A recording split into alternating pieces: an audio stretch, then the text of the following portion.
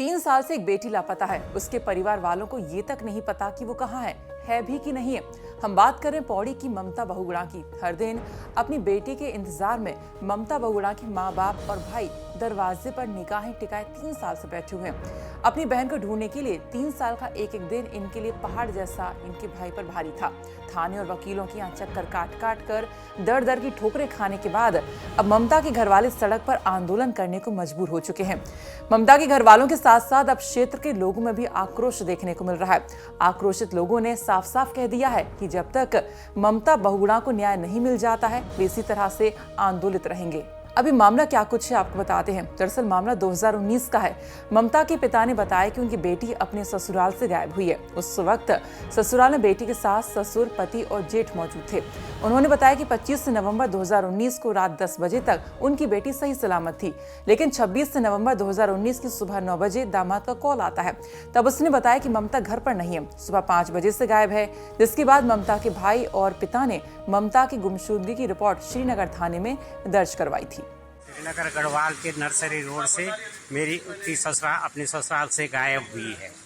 उस समय उस घर में उसके पति श्री गिरीश बहुगुणा, उसके जेठ श्री अजय बहुगुणा, उसके ससुर श्री सुरेंद्र मोहन बहुगुणा और उसकी सास श्रीमती पुष्पा बहुगुणा मौजूद थी।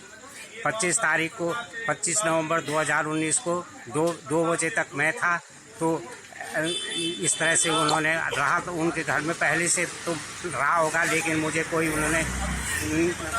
उन्होंने मुझे इसके संदेह होने नहीं दिया जो है। और रात को 10 बजे तक वो जो है उसका ये पता है, उसने दोस्त के साथ बात की है, ये पता है कि रात 10 बजे तक तो सकुशल थी। लेकिन सवेरे 5 बजे 9 बजे के करीब दामाद ने टेलीफोन किया कि ममता भी वहाँ आई है। मैंने कहा नहीं आई है। मैंने कहा कहाँ गई ममता? कि ममता जो है सवेरे 5 बजे से गायब है। पुलिस में रिपोर्ट भी लिखाई कि नहीं हमने नहीं लिखाई। तब मैंने अपने बड़े बेटे को, जो कि स्कूल चला गया था, और छोटा बेटा तो डायरेक्ट श्रीनगर चला गया, बड़ा बेटे को टेलीफोन किया।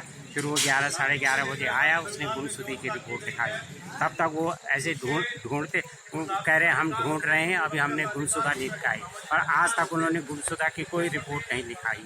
जैसे आपने सुना कि ममता के पिता ने बताया कि बेटी के ससुराल वालों ने गुमशुदगी की रिपोर्ट आज तक दर्ज ही नहीं करवाई है।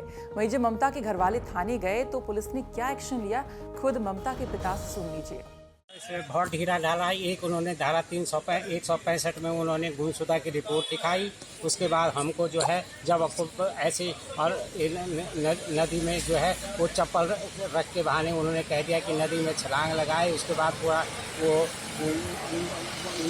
बोट लगा के और फॉर्मेलिटीज 10-12 दिन तक जब 10-12 दिन तक डेड बॉडी लाश नहीं मिली, वहाँ डेड बॉडी नहीं मिली, तो हमने उनको कहा कि इसको धारा को बदल दो, क्योंकि नहीं ये गुमशुदगी में हम ढूंढ लेंगे इनको, आप रुक जाइए, अभी पानी अभी कहीं नीचे बही हुई। लेकिन इसी तरह से पुलिस जो है हमें गुमराह करती रही और पुलिस ने पहले से ढीला। उनके घर में जब वो जांच अधिकारी उनके घर में जाते थे और वो चाय चू पी के वहाँ से आ जाते थे, कहते थे हमने उनके बयान भी लिखे। जब हमने न्यायालय में पत्रावली की प्रतिलिपि ली तो पता चला कि उनके कोई सीरियस बयान नहीं लिए गए। उसके बाद जब ये 2-3 महीने के बाद मार्च 2020 से कोरोना शुरू हो गया था, उसके बाद ज़्यादा वो चलती नहीं रही, कार्रवाई तो ढीली चलती रही।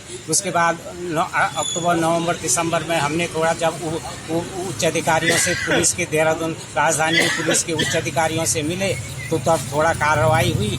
और उसके बाद इन्होंने क्या किया, मई 2021 में जो है इन्होंने जो है पत्रावली को बंद कर FR फाइनल रिपोर्ट लगा के न्यायालय में पेश कर दी कि ये लड़की कहीं नहीं मिल रही है, हमने इसको ढूंढा ढाला। अब ये सोचिए कि ना वो अलकनंदा में उसने छलांग लगाई, एक डेड बॉडी भी मिली हुई थी। पुलिस ने हमें इन्फॉर्म किया कि भाई वो देख लीजिए, कहीं तुम्हारी लड़की की डेड बॉडी तो है, कंगाल था, सिर्फ बाहर का मांस तो कुछ नहीं था जो है। हमने संदेश के हिसाब से कहा कि चलो इसको DNA चेक करा दो, लेकिन जब उसकी माता, मेरा और उसकी माता जी का ब्लड सैंपल लिया गया तो DNA में मिलान नहीं हुआ। तो जैसा यहाँ ममता के पिता ने बताया कि पुलिस ने कैसे मामले में ज्यादा गहनता से जांच किए बगैर मामले में पल्ला झाड़ लिया था। ममता के परिजनों का आरोप है कि उनकी बेटी को ससुराल वालों के द्वारा बेटा ना पैदा कर पाने पर मानसिक रूप से परेशान किया जाता था और हो ना हो बेटी को ठिकाने लगा दिया है।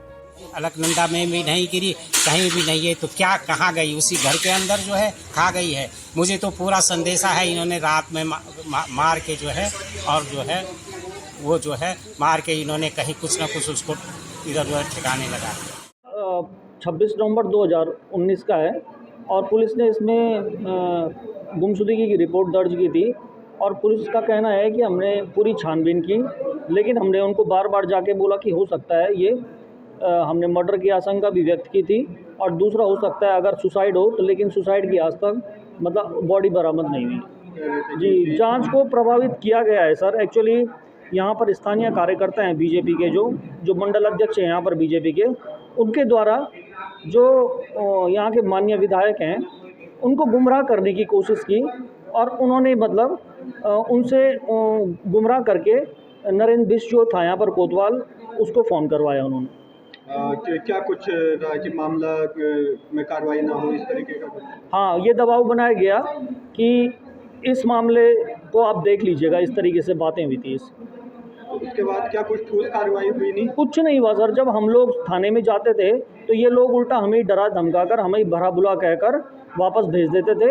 और मैं आपको बताऊं, बहुत सारे मतलब कि एक जोड़ी चप्पल मिली थी नैथाना पुल में, वो भी एक एविडेंस हो सकता था, लेकिन पुलिस की गंभीरता देखिए श्रीनगर कोतवाली ने क्या किया कि वो चप्पल भी पहले दिन मतलब कस्टडी में नहीं लिए और हमें बोला कि इन चप्पलों को वापस ले जाओ। जब मैं एसएसपी महोदय पौड़ी से 40वें दिन जाकर मिला तो तब जाके 40वें दिन वो चप्पल इन्होंने अपनी कस्टडी में लिए और ये हमारे पास मतलब लिखित में है। ये अभी तक ममता का कोई सुराग नहीं मिल पाया है। पुलिस भी 1 साल पहले फाइनल रिपोर्ट लगाकर घटना से जुड़ी फाइल कोर्ट भेज चुकी है, जिस पर परिजनों ने आपत्ति भी जताई है। वहीं ममता के पक्ष के वकील ने न्यायालय में इस मामले को लेकर गए और कोर्ट ने मामले की पुनर्जांच की बात कही है।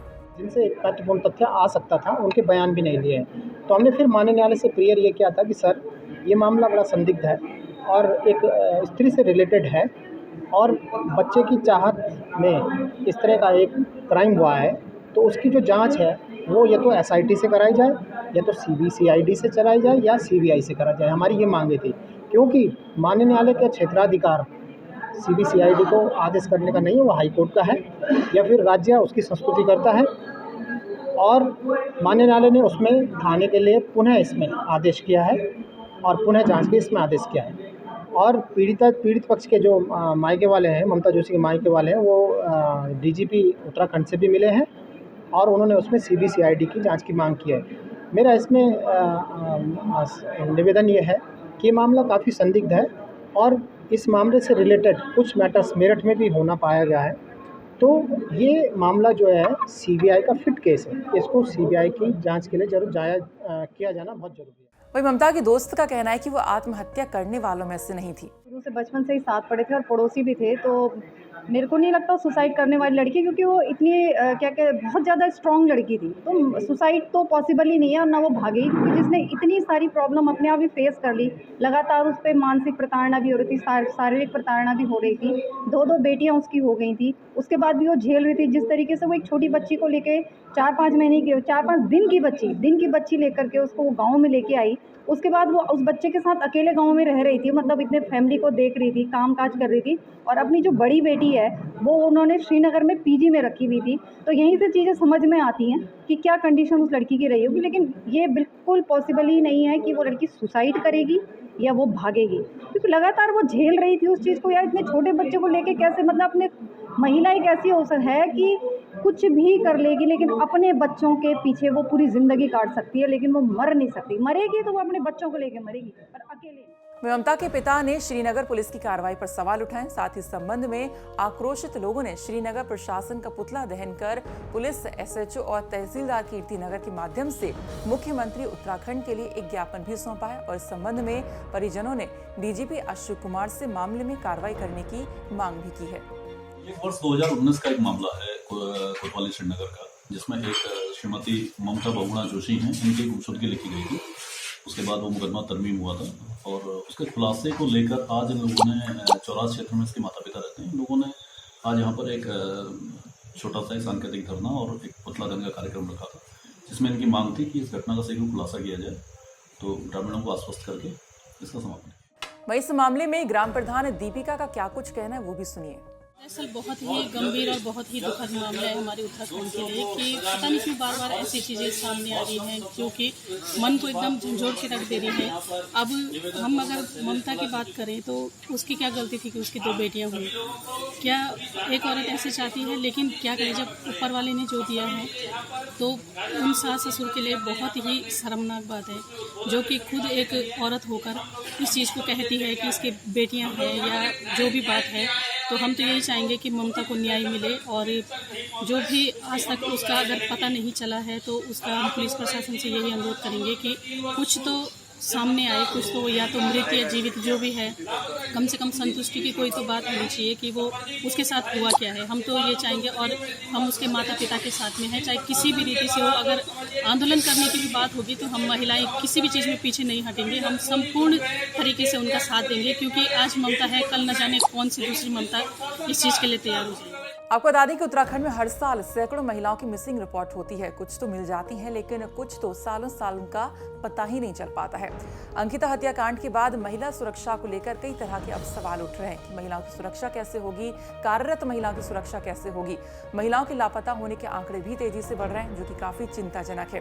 हालांकि अब ममता बहुगुणा के मामले में कोर्ट ने पुनः जांच के आदेश दे दिए हैं। साथ ही परिजनों ने पूरे मामले की CBI या SIT से जांच करवाने की मांग भी की है। पौड़ी से हमारे संवाददाता तेजपाल सिंह चौहान की